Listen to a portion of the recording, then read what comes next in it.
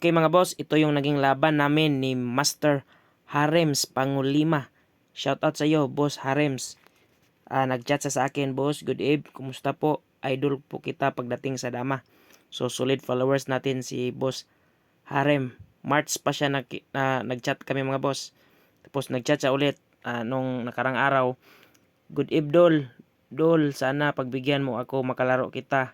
Idol kasi kita. Kayong dalawa ni Idol Gilbin Rama ng Padada. Yan, may idol ko yan si Gilbin Rama. Kahit 2 games lang nang ganon ay may pagmalaki ko na nakalaban kita.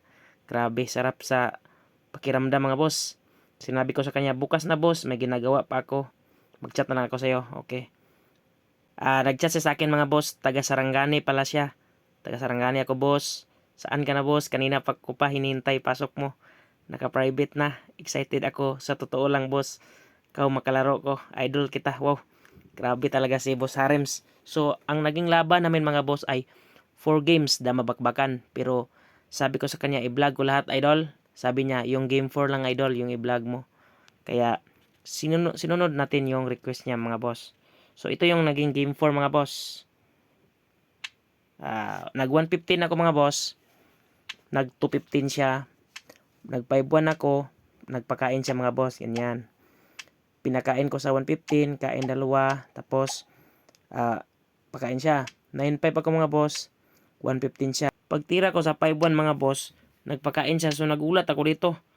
Ang tamang kain pala dito mga boss ay 216. Para hindi ako malanses. Pero yung tinira ko ay 315. Kaya natirahan tayo ng lances. Ganyan no. So, ganyan. So, 6 versus 6 lang mga boss. Pero makakadama siya. Ganyan lang oh. So, dumama siya. Pagdama niya, 16-13 lang ako. Tapos 12-7 siya.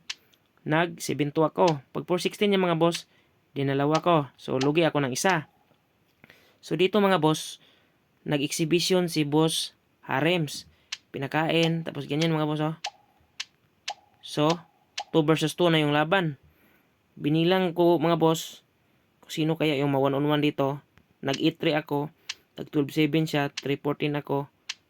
Yan.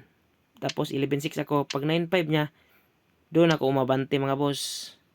Tapos tag 2-14 siya.